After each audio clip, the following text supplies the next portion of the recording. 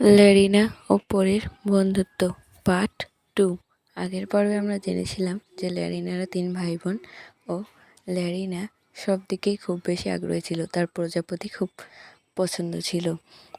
সে প্রজাপতি দেখলেই ছোটাছুটি শুরু করে দিত, কিন্তু তার খুব দুঃখ হতো সে প্রজাপতিই ধরতে পারতো না।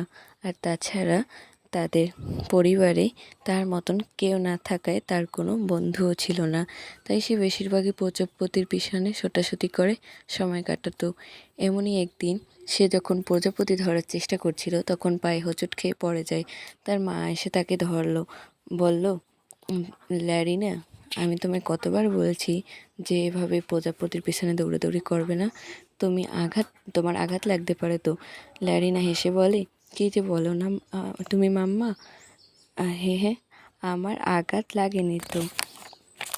ওর মা বলে, সত্যি ল্যারিনা, আমি যেন তোমায় নিয়ে আর পারি না। ওঠো, দিদি কত সুন্দর পড়ালেখা করে, ভাই ভিডিও গেম নিয়ে ব্যস্ত, আর তুমি সারাদিন শুধু ছোটাছুটি করে বেড়াও। ল্যারিনা, আমি কি শুধুই ছোটাছুটি করি নাকি? আমিও তো স্কুলে যাই, শুধু অবসর সময় প্রজাপতি ধরতে।